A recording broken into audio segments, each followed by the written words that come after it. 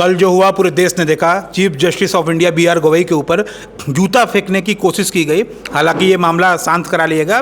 B R Gavai ने कहा कि मुझे इससे कोई फर्क नहीं पड़ा और काम आप लोग संचालित करिए। खैर देखा जाए तो उनका बड़प्पन भी हो सकता है। चीफ जस्टिस ऑफ इंडिया के ऊपर इस तरह की घटना किस तरह से देखते हैं? देखिए, सबसे बड़ी चीज़ है कि आप एक संवैधानिक पद पर बैठे हुए हैं और सीजीआई का पद आप होल्ड कर रहे हैं। आप उस पद पे बैठे हुए हैं जहाँ से आपको आदेश पारित करने के लिए जाना जाता है, दिया जाता है। वो पद ऐसा है, टिप्पणियों के लिए नहीं। टिप्पणियाँ भी आप किसी धर्म विशेष के ऊपर आप कर रहे हैं तो हमारे नज़र में ये जो संवैधानिक पद का जो आप दुरुपयोग कर रहे हैं, क्योंकि आस्था के साथ खिलवाड़ करना, चाहे वो सीजीआई हो, चाहे पर्सनल कोई व्यक्ति हो, चाहे हम हो, चाहे एनीबॉडी एज, मैं कहता हूँ कि किसी धर्म के ऊपर टिप्पणी, किसी आराध्य के ऊपर टिप्पणी करना ये कतई जो है स्वीकार योग्य नहीं है। उन्होंने जो किया उसको गैर वाजिब है, मैं ये मानता हूँ। वकील साहब ये कह रहे हैं सनातन धर्म का अपमान नहीं सहेगा हिंदुस्तान, ये नारा भी उन्होंने लगाया। उन्होंने कहा कि भगवान मेरे सपने में आए, इस तरह की बात उन्होंने की, भगवान मेरे सपने में आए, इस तरह की चीज़ों ने मैं खामोश क्यों था। देखिए, एक चीज़ बता दें आपको, धर्म तो एक ही है, सनातन। बाकी सब पंथ हैं।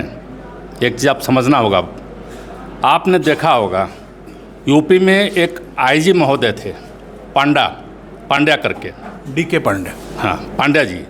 आप देखे होंगे कि देखिए आस्था कितनी बलवती होती है, राधा रानी कितनी बलवती होती है कि कृष्ण के प्रेम में वो स्त्री बनकर कभी रोना, कभी हंसना, कभी नाचना।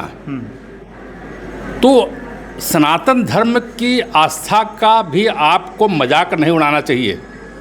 दूसरा मैं उदाहरण देता हूँ, हर सनातनी के घर में लड्डू गोपाल होते हैं, आपके भी होंगे। हम वकील के मुद्दे, वकील के हमारी बात सुनिए। हाँ। आप मैं वहीं पा रहा हूँ, लड्डू गोपाल होते हैं। आस्था कितनी बलवती है कि कोई भी स्त्री या कोई परिवार सफ़र में जाता है तो लड्डू गोपाल के नाम से भी सीट बुक कराता है, वो अपने साथ ले जाता है, बाकायदे बिछौना बिछा के उस सीट पे उसको रखता है। मैं आस्था की बात कर रहा हूँ। आप ठीक है, किसी पंथ को आप बिलोंग करते हैं, मैं टिप्पणी नहीं करूँगा किस पंथ को बिलोंग करते हैं, वो पब्लिक डोमेन में है। लेकिन आप उस पंथ को बिलोंग करते हैं, अब कोई टिप्पणी नहीं है उस पर। लेकिन कम से कम किसी धर्म के किसी उस पर आपकी टिप्पणी जो है, ये हम जो है विरोध करने का तरीका कुछ और भी हो सकता है। बिल्कुल हो सकता है विरोध करने का तरीका, लेकिन व्यक्ति भावावेश में, मैंने कहा ना, भावावेश में आकर कौन व्यक्ति किस ढंग का रिएक्ट कर जाए, ये कहा नहीं जा सकता। नहीं, सीजीआई के ऊपर इस तरह से बात होगी तो पूरे देश में सवाल उठेंगे ना। बात सीजीआई की नहीं है, बात सीजीआई की नहीं है। कोर्ट में बहुत से ऐसे मैटर हुए हैं जब अधिवक्ताओं ने डायस पे सीजीआई के ऊपर भी, हाई कोर्ट में भी अग्रेसिव रूप अपनाया है अधिवक्ताओं ने। यहाँ पे तो आपने आस्था पे टिप्पणी कर दी, धर्म पे टिप्पणी कर दी, विष्णु भगवान के आराध्य पे टिप्पणी कर दी, जो कि नहीं करनी चाहिए थी। हमारा मानना ये है।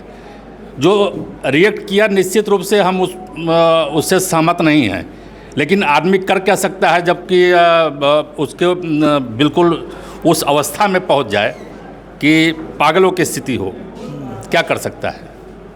जूता फेंकेगा तब। देखिए, जूता फेंकने का कोई वीडियो तो आया नहीं।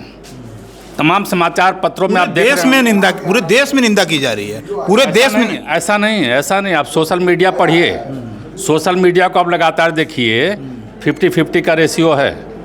लोग निंदा भी कर रहे हैं तो कुछ लोग सराहना भी कर रहे हैं कि इनको नहीं करना चाहिए। अच्छा, इनको नहीं करना चाहिए। वकील साहब, कुछ लोग कह रहे हैं कि जस्टिस साहब दलित थे, मनुवादी सोच है ये।